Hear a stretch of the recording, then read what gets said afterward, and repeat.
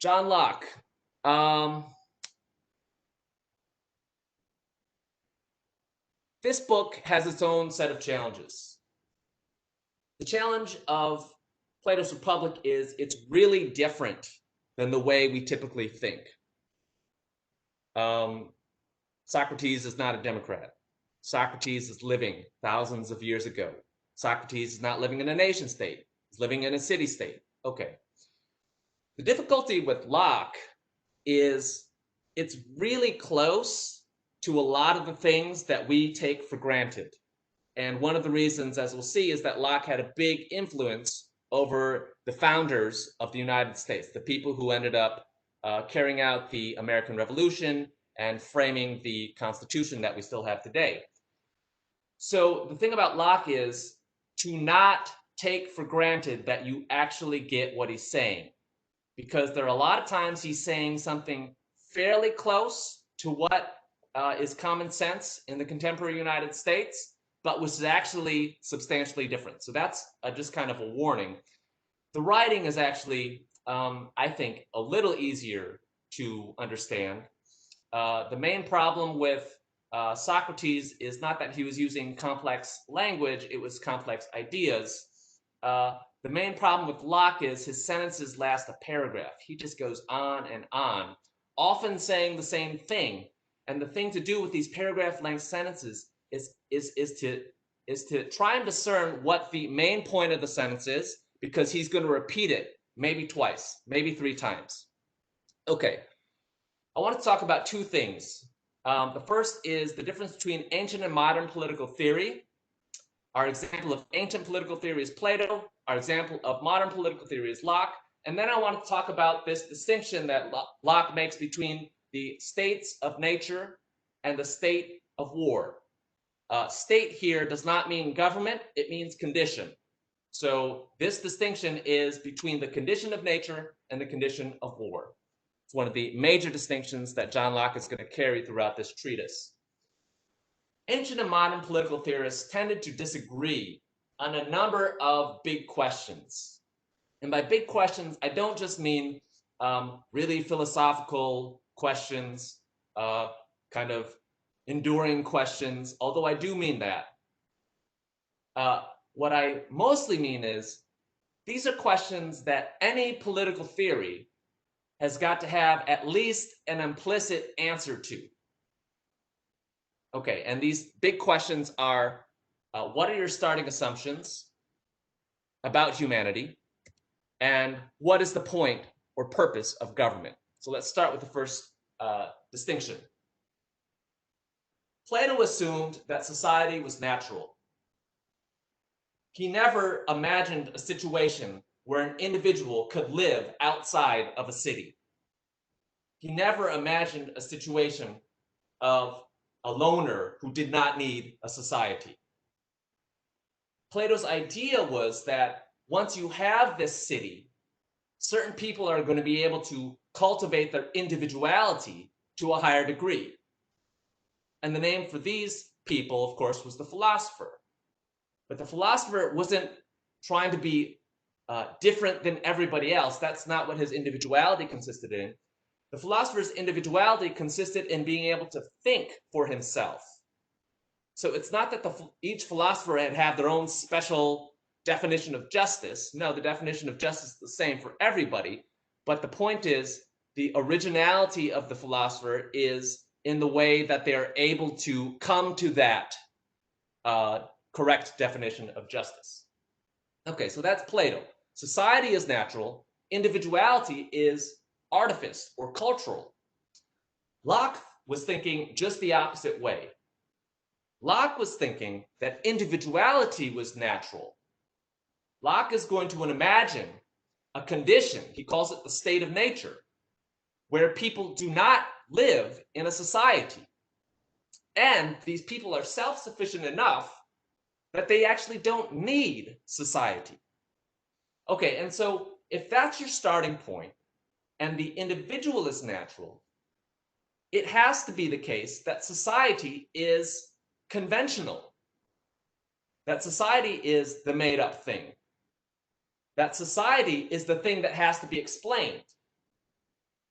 Okay, so Locke's big idea is that society is a convention, and the name of this convention is something like a contract. Society is based on a kind of social contract. That is one of the big themes of Locke's second treatise. The second way that Plato and Locke were very different, and this difference is characteristic of the more general distinction between ancient and modern political theorists, is regarding the point of government. Plato thought that the job of a ruler and the point of passing laws and the point of making political decisions was to shape the character of the citizenry.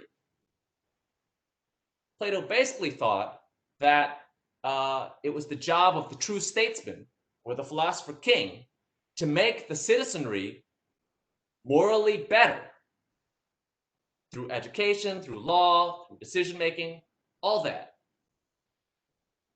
Locke does not think that the government has this kind of ethical mission. Locke would not want the government to actually go so deep as to shape the characters and to regulate the desires of the people.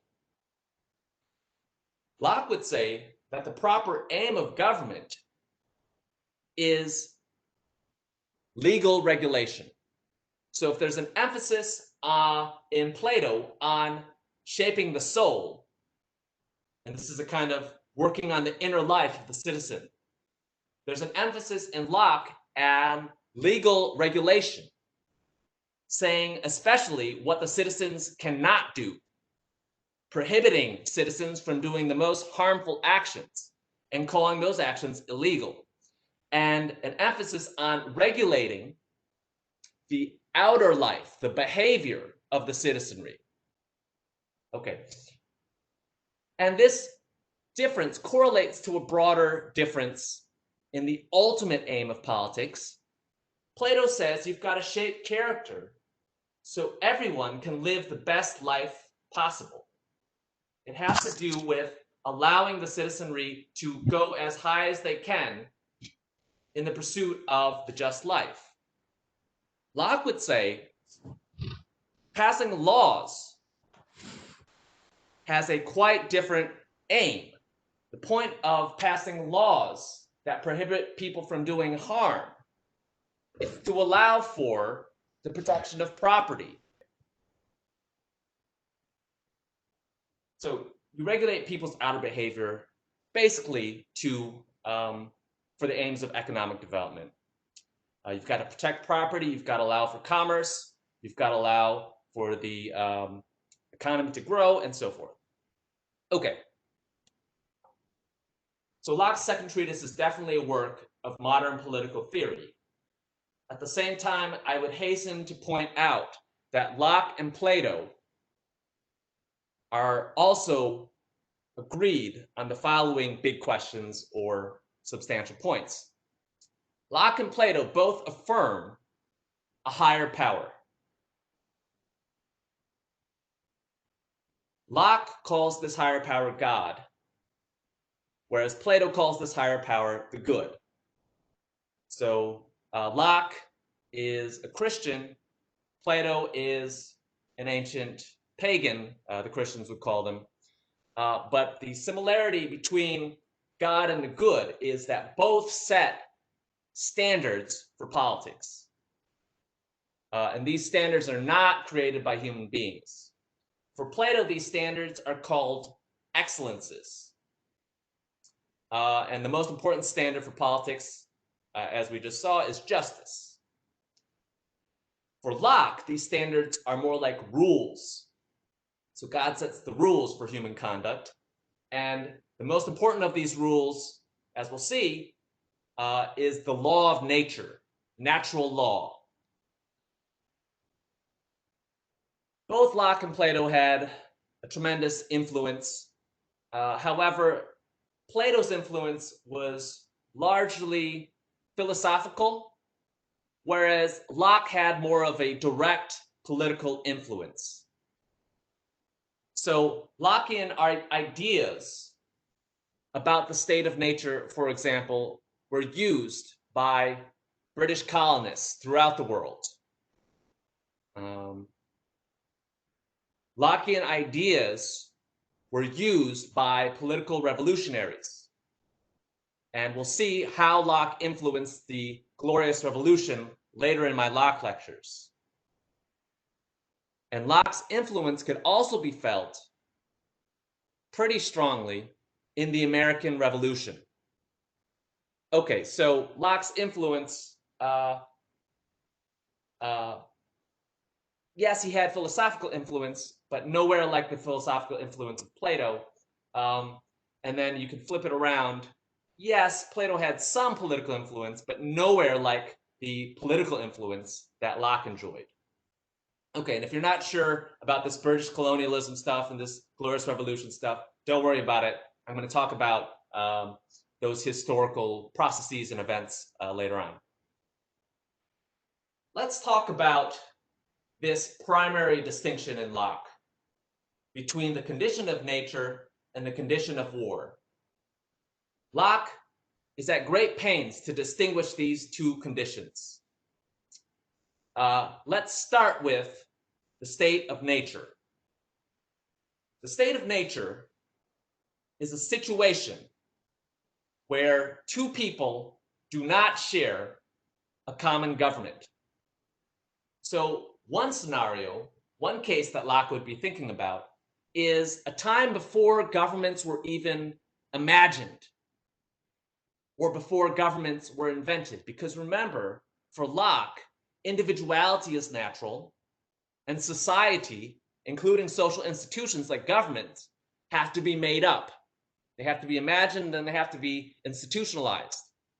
So Locke is saying, imagine that if you go far enough back into human, let's call it prehistory, and this kind of time and place before writing, before history books and before historical memory and all that. And two people are basically just wandering the woods. And they're gathering food, and they're clothing themselves, and they're finding shelter. Neither of those people, Locke would say, in the state of nature, owes very much to anybody else. And it would certainly be absurd in a situation like that to claim that there was any relationship of hierarchy between those two people. It would be kind of funny in this two-person scenario out in the middle of woods where there's no government around to say one person was in charge of the other person. It would be kind of absurd in that natural scenario, in this state of nature, to say that one person was a master and the other was subject. Okay, why is Locke performing this thought experiment? Well, the main reason is that others in his time and place, 17th century England, were arguing that the natural condition was precisely a condition of hierarchy, precisely a condition of dominance and subordination. And that's the way nature is, that's the way God wanted us to live, that's the way human nature is put together. So you've got a guy like Robert Filmer in a book called Patriarcha, who's arguing on behalf of natural subjection. And the idea is our natural condition, the natural condition of humanity, is to be subject. And to be subject simply by the fact of being born. So in the historical case, what Robert Filmer is basically saying, if you're born in a kingdom, you are naturally subject to that king. Well, then you've got to ask, and we're asking to Filmer, why would that be the case? Why would it be the case simply by the fact of being born in a particular place at a particular time that somehow you are naturally under some king's power? And Robert Filmer cooks up an alternative mists of time go way back when scenario, but this is more biblical. And what Robert Filmer is basically saying is that after Adam and Eve were cast out of the garden and were living in this kind of fallen condition, and when they started having children and they started having a family, Adam was the patriarch of that family. And that's where this title, patriarchate, comes from. And Adam is the one who would resolve controversies between the children. Adam is the one who would set the rules for the household and punish people who didn't follow the rules. Adam was playing father, but he was also in this first family playing king. He was exercising a kind of political power. Then Filmer would say this position of father king would be passed down through the male line. So the eldest son would inherit the father king position, the father king throne, all the way down to the present. So if you're wondering why Locke starts with all this talk in the first 4 paragraphs of the second treatise, why Locke begins the discourse by saying, it has been shown in the foregoing discourse. In other words, the first treatise on government. We're reading the second treatise on government. But he says, first, it has been shown that Adam had not, either by natural right or of fatherhood, or by positive donation from God, any such authority over his children, nor dominion over the world as is pretended. That's Robert Filmer saying that Adam was the first king. Secondly, that if Adam had it, his heirs yet had no right to it. That's saying that this kingship, which didn't exist, by the way, even if it did exist, it was not passed down. It was not a hereditary thing. And third, Locke points out that if this story is correct, and even if we accept these premises, which Locke thinks are false, and Adam were the first father king, and it was passed down through the eldest of the male line, the logical conclusion, Locke would say, is that there's only one legitimate king in all the world. And that's the third paragraph of this treatise. And that's an absurd conclusion. It's an unacceptable conclusion. Okay. So Locke is saying natural subjection, especially in the sense that Robert Filmer articulates it, that cannot be the case. There are all sorts of problems with this Adam as the first father king story. There's all sorts of problems with the idea that just because you're born under a government that you have this absolute duty to obey that government. So nature is insufficient for the condition of being a subject to a king. That is not how the state of nature has been put together. Now, let's be clear. The state of nature is put together in a certain way, and it has been put together in a certain way by God. But the only thing that individuals in a state of nature are subject to is God. And more specifically, the individuals in the state of nature are subject to God's law. God's law is the law of nature. So this is not a law that is written down in any book, because remember, in the state of nature, there's no writing, there's no society, there's no governments and so forth. However, Locke thinks that this law of nature is an expression of God's will, that this law of nature is, it's kind of like a commandment. Okay, so the big point here is that the state of nature is legally regulated. There is a law in the state of nature. The state of nature is not anything goes.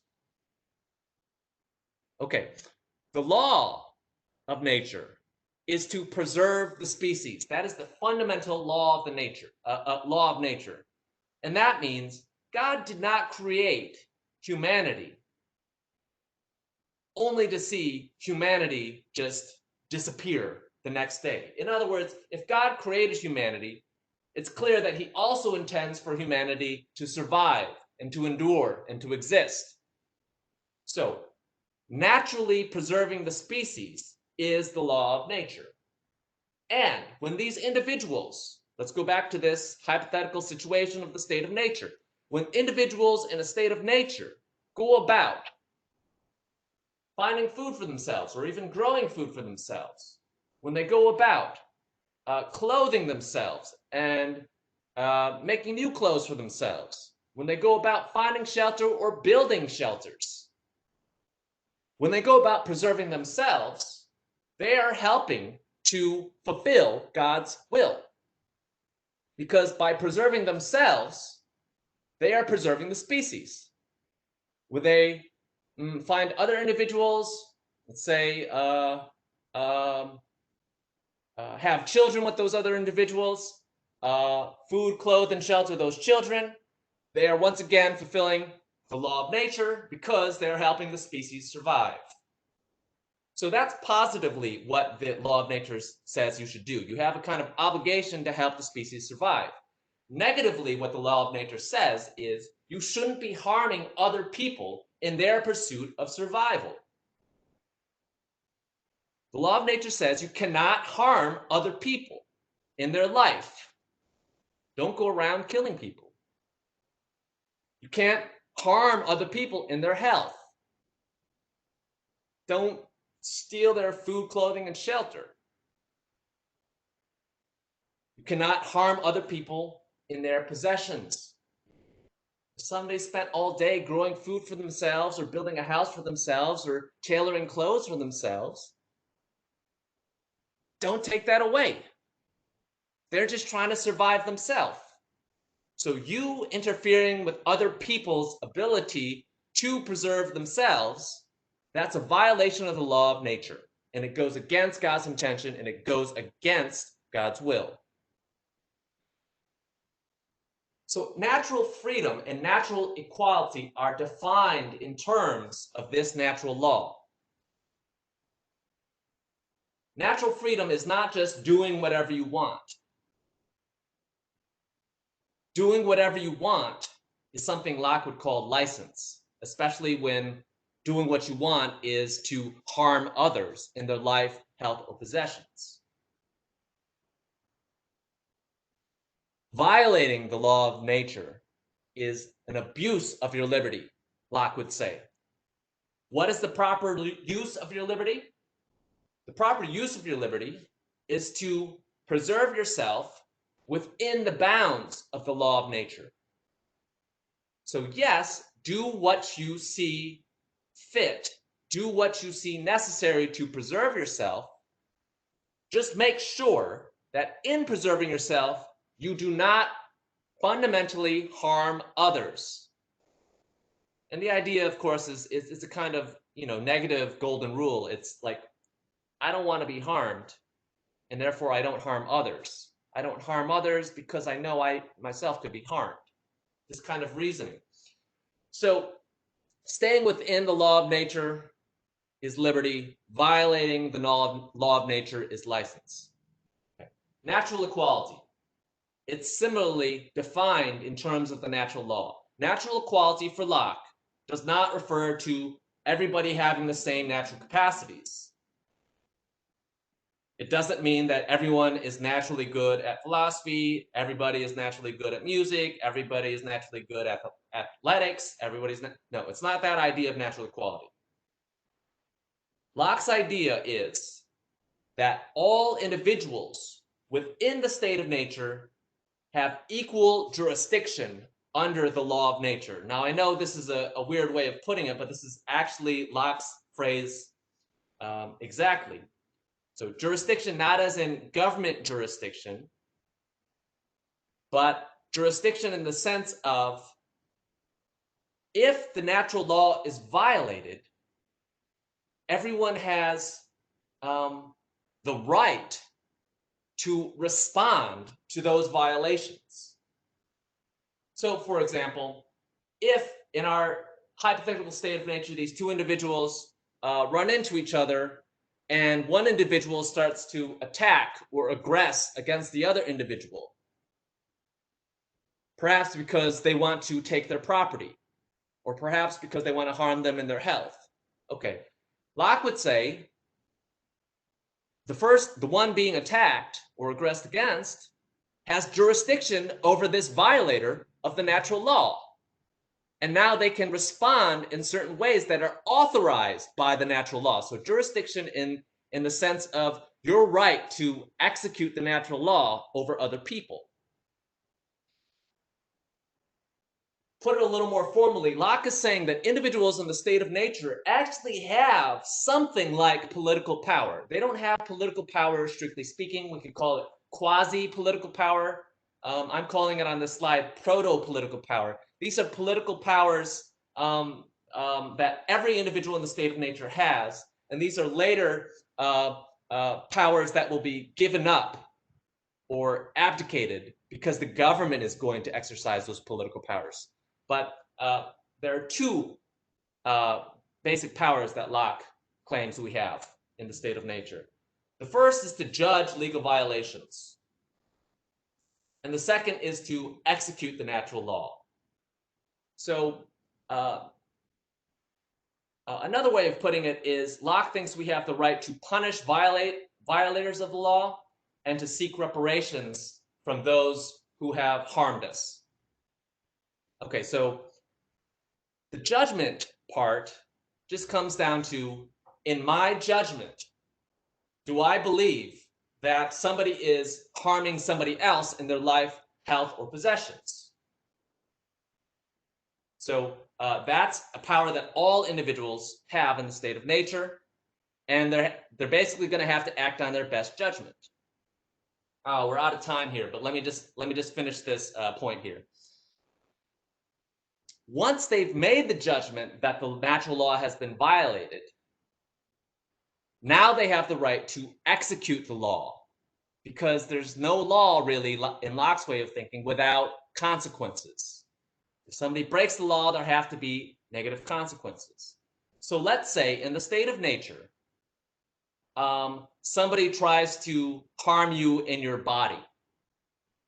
Locke would say you have the right to punish that other person by using force against them to stop them from harming you, from harming your body. So if somebody assaults you, you have the natural right to self-defense. That's the gist of it. That's punishment. The right of reparation is a little bit different, and it's a little bit less immediate. And what Locke is thinking about is a scenario like the following. Let's say there are two individuals in a state of nature, and one of them is growing pumpkins, and the other one is not really growing pumpkins. And the one who's not growing pumpkins sneaks in to the other person's plot of land at night, steals the pumpkins, and the next day takes the pumpkins back to their plot of land and starts having a pumpkin feast. The one who grew the pumpkins realizes what happens the next day. Locke would say they are now due the property stolen. So if the neighbor stole 2 or 3 pumpkins, they have the right, Locke would say, to go over, demand the pumpkins back, demand reparations for what has been lost.